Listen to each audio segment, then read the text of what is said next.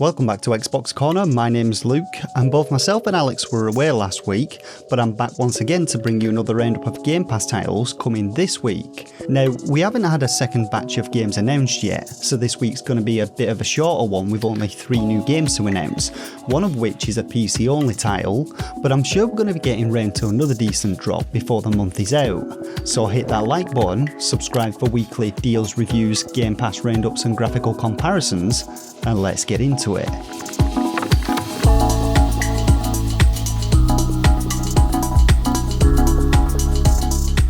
So kicking things off with a couple of small announcements then. First up we have the Into the Woods update for Grounded, and if you've never heard of this one, it's essentially a Honey I Shrunk the Kids survival game with the usual crafting, base building and cooperative gameplay, all set within the backyard of a house. Now Grounded is still a game preview, but the developers are pushing out frequent updates, with this latest one being a pretty big one. It opens up the upper yard for you, enabling you to explore the depths of a termite stronghold, a woodpile and a barbecue, and it also adds a bunch of new creatures to encounter, including termites, ladybugs and several new beetles. Finally, there are a few new weapons to craft and a bunch of quality of life upgrades, and if you've not yet checked this one out and are a fan of survival games, then I highly recommend giving it a go. Now the second update I want to mention is for the beautiful Microsoft Flight Simulator, and this one is the 7th world update, which adds new aerial imagery, high resolution elevation maps and complete 3D cities for Australia. Amongst the new points of interest included in this update, you'll find several new architectural feats to visit, be able to soar over the renowned Great Barrier Reef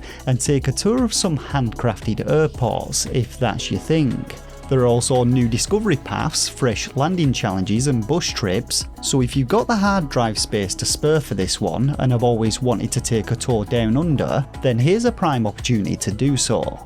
So on to our first new edition now, which to be honest is more of an expansion, as the standard version of Ark Survival Evolved has been available on Game Pass for a while now, but now you can explore everything the franchise has to offer, with the new Ark Ultimate Survivor Edition being added on the 14th of February. Now if you're into your survival games, I'd say that Ark is definitely up there amongst the best of them, not necessarily in terms of being atmospheric and immersive, but it definitely has a lot to offer in terms of progression, and if you're looking for a survival game to play alongside friends, then I can personally vouch for this being one of the most enjoyable ones. Set on a mysterious island known as Ark, where dinosaurs still roam the lands, you're thrust into this world naked, starving and alone, and so it's then down to the familiar process of hunting, harvesting resources, researching and crafting items and building shelters in order to withstand the elements and survive in this hostile and unfamiliar land. This Ultimate Survivors Edition though includes both the base game along with all 5 of its expansions, giving you tons of different maps to explore, hundreds of different species to hunt, tame and breed, and thousands of hours worth of gameplay. If you're looking for something to sink plenty of hours into though, or have been meaning to check it out, now could be the ideal opportunity, as I expect the game will see a bit of a boost in its player base thanks to this new expanded version hitting Game Pass. Our second new edition this week is a day 1 release, which looks to be one for all those who are fans of the classic Castlevania games, as Infernax releases on the 14th of February. The story with this one sees a great knight returning to his homeland, only to find it cursed with an unholy magic and monsters running riot, and so it then falls on him to discover the source of the corruption and destroy it by any means necessary. Now while its difficulty factor may be on par with the OG Castlevania titles, there are a bunch of more modern implementations with this one, such as a blacksmith where you can craft new weapons and armour, a level up system and a bunch of different skills, all of which should help give you the upper hand and make taking down monsters a little bit easier. The game also looks to have some Metroidvania elements to it as you explore an open world featuring plenty of secret areas to discover, but one thing that's particularly interesting about this one is that throughout your playthrough you'll be presented with decisions to make, and your choices at these points will have lasting consequences which affect gameplay and lead to a number of different endings, so there should be a decent amount of replayability with this one. Infernax definitely has that old school vibe to it though, and if you've enjoyed the classic Castlevania titles or more modern equivalents such as the Bloodstained series of games, then you'll no doubt have a blast playing this one.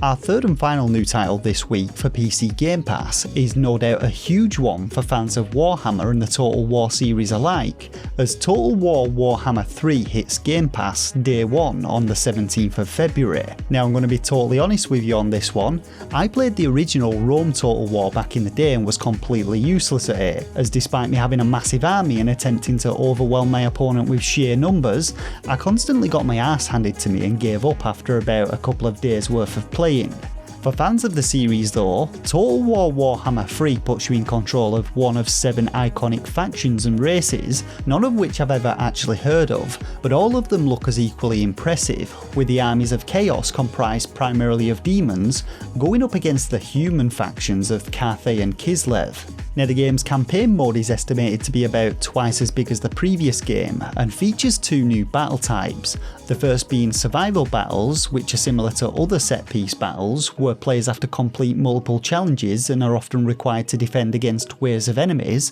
and the second are minor settlement battles, fought around a single settlement with attacks coming in from all angles. The battles in this one look as awesome as ever though, they have that epic Warhammer flair about them which the series is well known for, and it's no doubt going to have a lot to offer to fans of the series.